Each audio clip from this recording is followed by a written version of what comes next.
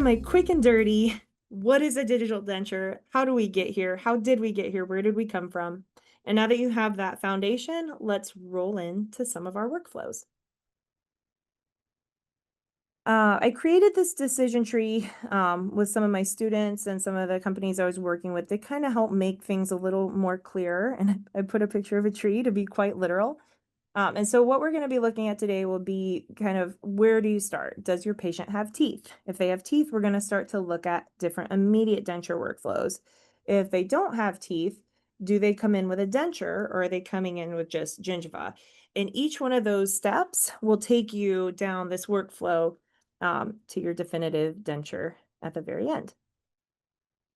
So here we're going to start. Does your patient have teeth? We're going to work on the right side first, where if your patient comes in without teeth. And ultimately, we're looking at these types of patients that can come in. They might come in with a denture, whether it's good or bad. They might come in with no denture and just gingiva, or they might come in with a terminal dentition that we've now determined the next step in their dental career is going to be a conventional or complete denture. And for each of those patients, we're going to look at the reference denture workflow, the new denture workflow, and the immediate denture workflow. So I like to start with a reference denture because I feel like this, if you have not done digital dentures yet, and I know some of you have and some of you haven't, this is a really nice workflow to start with, because the reference denture workflow for conventional dentures is very challenging. And anybody who's ever had a patient come in with a denture that they love and say they just want a copy of it and tried to make it conventionally a duplicate has suffered with me through this process. And even it made me feel better to read this manuscript from 1998. And this was a denture was sent to 12 different experienced dental technicians. And this was, and I don't think anybody here is from England, but this is a British dental journal. So if there's any lab techs that are offended, you can say maybe not American lab techs or Canadian lab techs or Saudi Arabian lab techs. This wouldn't be a problem. But it was a problem for me as a prosthodontist that used to make my own dentures. And it was a problem for these poor 12 laboratory technicians that received a conventional denture and tried to copy it. Of the 12 dentures, exactly 0 of them passed the test. So they missed at least one thing, either the extension of the denture, the diastema, the vertical dimension, or the horizontal relationship or the bilateral crossbite. And so once they evaluated all of these, they found that the dentures were not an acceptable match. Fortunately, we now have digital dentistry to help us overcome these conventional challenges that we have suffered for many years with our reference denture workflow. And the way we do this is by preserving the patient's records. So if you look at this image in the back, the purple is going to be what the patient came in with, their reference denture that gets scanned in. And then the white is where now your dental laboratory technician or you can start arranging digitally the denture teeth to perfectly match. So if your patient comes in with a denture, do you want to make changes? Sometimes your patient has a denture and they want a backup. Sometimes they have a denture and they love it so much they just want to duplicate that and maybe change the shade or something. Or they might come in and say, I like this denture, but it doesn't fit well anymore, or I've lost a bunch of weight, or I've worn the teeth down. And in that case, you're going to want to make changes. When you don't want to make changes and you're just copying the denture, that will be the copy denture workflow. If you are going to make changes, then you're going to follow the reference denture workflow. So we won't spend much time on the copy denture workflow because truly all you're doing is scanning the denture and telling the lab, make me a copy. So there's not much of a workflow there to review. The reference denture, on the other hand, is a little bit more nuanced. So the first step we're going to do is to actually look at the patient's denture. It might be good, or it might be bad, or it might be somewhere in the middle. And no matter where it lies on the spectrum of denture excellence, you can utilize that information to get further ahead with your next step. So we're going to look at the border extensions, check the intaglio fit, see how it adapts to the tissue. We're going to look at the occlusion, the vertical dimension, the centric relation, And last but not least, we'll look at the aesthetics. One thing I love to do is utilize the patient's existing prosthesis as a custom tray. I like to tell my students that this will probably fit better than any custom tray they're going to try to make from an alginate impression. So you can start with this patient's existing prosthesis, and usually they're coming with a denture that they like, or it might be the only denture they have. And so you don't want to do a lot of reversible changes to it if it's, or sorry, irreversible changes to it if it's not a denture that you made. So once you start adjusting it, then you have some sort of level of ownership for it. So we'll do irreversible changes at this very first records appointment while we're acquiring our data. So here you see on the left, we are painting some polyvinyl tray adhesive on the denture. This will be removed with alcohol on a gauze. So if you get some isopropyl alcohol and rub it on that denture adhesive, it'll come right off that denture. Then, if the denture is very underextended in any area, you can utilize a border molding material. Here we're using a heavy body polyvinyl siloxane. You could certainly use polyether, green stick compound, whatever. You can pick your poison of however you prefer to border mold your dentures. And then subsequently, you'll do a light body impression inside of that for your final impression. If your patient's denture fits pretty well, but you kind of want to snug up that retention or the stability, you can skip the border molding step with a heavy body and go just to the final impression step with a lighter viscosity material. After you do your impression, then you'll take your inner occlusal record. So this record is where we're going to want to determine our vertical dimension and our horizontal relationship. And I think it's important to note that we're going to take the impression first, get everything to fit, and then do our inner occlusal record. For all of these workflows, it's going to be the same. And I'd like to tell my students, because they take the crown class before the denture class, you would never adjust the occlusion on a crown before you made sure it was all the way against the tooth. You always make sure the crown is seated before you start adjusting the occlusion. You're going to do the same thing with a denture. You're going to want to do your wash impression, your soft reline, whatever you're doing to stabilize that denture first before you start messing with the occlusion. And again, after you do your impression to stabilize the denture, then we're going to take our full face photo for our orientation record. And again, you want the patient looking straight at the camera so you can see their eyes and can see their ears, and ideally smiling so that you can see the incisal edges of whatever they're coming in with, whether it's their terminal dentition or their existing denture. You'll also want to record any changes you want to make. So are we shifting the midline, lowering the incisal plane, raising the cervical, whatever it might be, and making sure you can visualize that on the photo you took.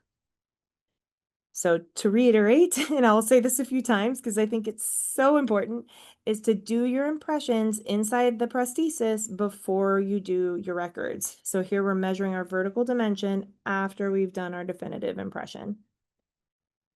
Once you've gotten all those records, so you've done your final impression as needed, you've taken your centric relation record, you've documented the aesthetic changes you want to make, and you've taken your photo, now you can start digitizing these records. And when you scan this little complex with the maxillary mandibular and the bite, now you have your final impressions, your inner occlusal record, all of your aesthetic markings, your midline, incisal plane, occlusal plane, and that jaw relationship between the maxillary and mandibular. So now you can really move forward to designing a nice prosthesis. That denture design can be done by the clinician if you're very interested in the software side, or you can send those STLs to your laboratory technician and have them do it for you. So either way, you're going to be working the same software and moving forward in the workflow. A lot of times when people are getting started with a process, you'll start by delegating all of your designs to your dental laboratory technician. And this is going to be my public service announcement and one of my many soapboxes. As you can tell, I talk about this a lot. Please, please, please ask your dental technician for a digital preview before they go to the next step. The digital preview is basically showing that CAD design before it goes into the fabrication process. So this is kind of the in between steps 2 and 3. And to me, this is really the way I've learned to communicate about dentures with my laboratory technician, is kind of taking screenshots and marking them up and communicating either remotely or asynchronously or however you want to communicate. But that digital preview is key to success for your cases. This is a lovely technique article out of Loma Linda that shows clinicians how you work through a digital preview. And this is basically what a digital preview is. You might just ask for some static images. And so in this case, I'll say I want an occlusal view, I want a lateral view, and I want a frontal view with the reference overlaid. And so in these images, the more translucent layer, so on this one, it's going to be the purple, and on this one, it's going to be the gray. So they're two different softwares. Those are our references. So this is the denture the patient came in with. And then the white, the more opacious, is the proposed tooth arrangement. So now we can start to see if the changes that I documented are actually implemented into the design. So in this case, I probably wanted to bring the occlusal plane back so that the patient had less lip support. This is really common with immediates going to the finals. It looks like they probably wanted a little more tooth display, so we lengthened those a little bit. If I had not wanted to move the teeth back and my laboratory sent me this image, I could say, whoa, whoa, whoa, can we please kick those teeth back out? And now I've saved an entire appointment with my patient where the teeth wouldn't be in the correct position. Once you've approved that design, now we can go over to our monolithic try-in for a 3-appointment workflow.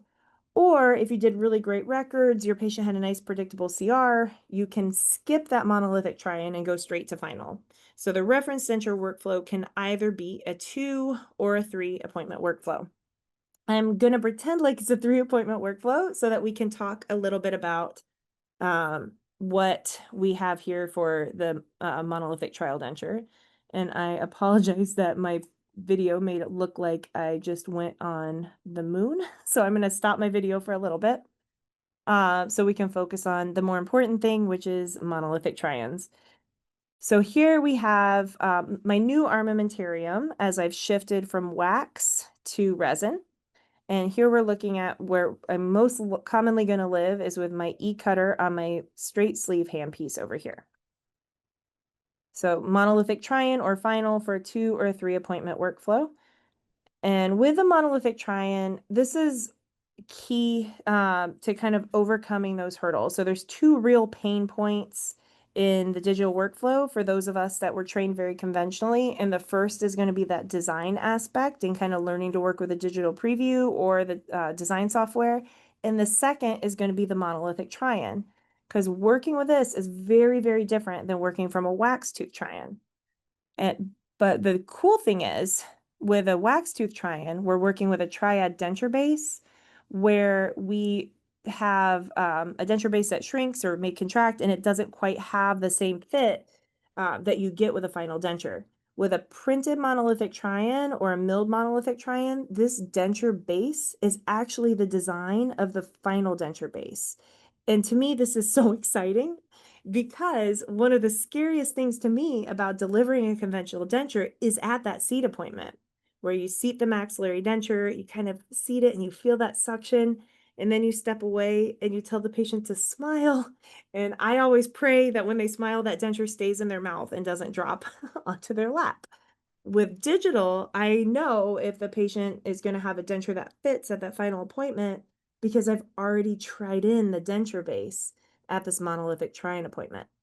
And so you can see on the left-hand side, in this case, it was overextended on the flanges. So I was able to use PIP to see where those overextensions were and adjust those before we go to the final.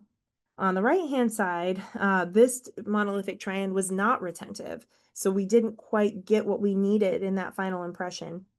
And so in this case, I do a wash impression inside that monolithic try-in before we go to the next step. So here we're adjusting the fit of our prosthesis and making sure that we want that monolithic try-in to fit exactly like our final denture. Next, we're going to verify our aesthetics, and you can do that very easily with a Sharpie. So if you want to make some changes here, you can just kind of mark these, take a photo, send it back to your lab. So now they have a reference of what you're seeing. I encourage you to take a photo with the Sharpie marks like we've done here if you're going to do it this way. Otherwise, if you want to have a little more fun, you can actually carve onto that monolithic try-in where you want everything. And so I love to actually take a 6 round and carve where I want my cervical margin and shave down to where I want my incisal edge, so we can try that out chairside before I send it back to the lab.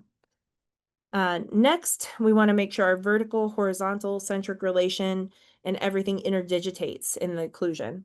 And I love to show this photo because you can see I'm using my fattest burr and I am grinding these teeth down with reckless abandon. So you can see all the white powder on my gloves and on the tray table.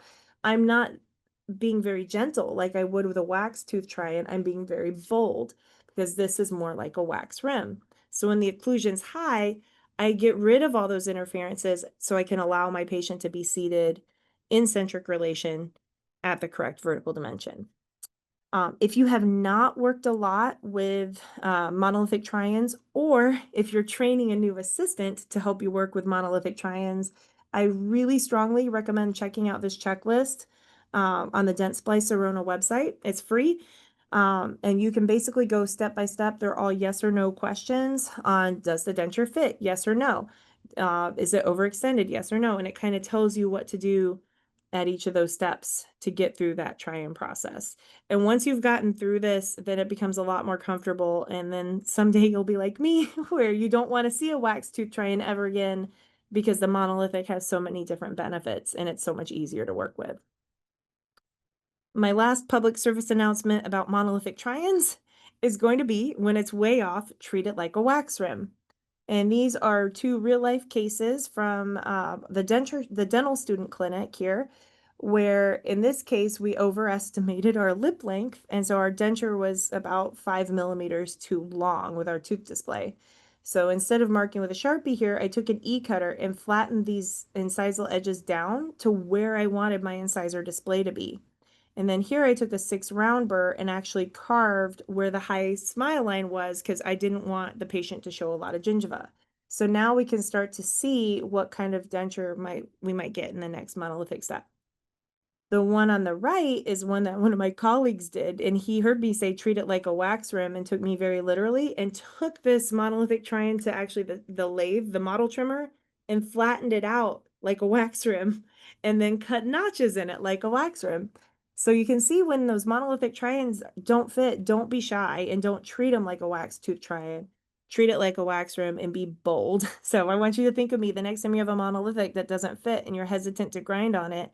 Get over it and just go for it with that big fat E-cutter. All right, so again, these are just kind of reiterating our goals for any try-in, whether it's conventional denture, even veneers, anything. You're going to want to verify your centric, verify your vertical, verify your aesthetics, and verify your phonetics. All right, so 3-appointment workflow if you do a monolithic, 2-appointment workflow if you go from records to final.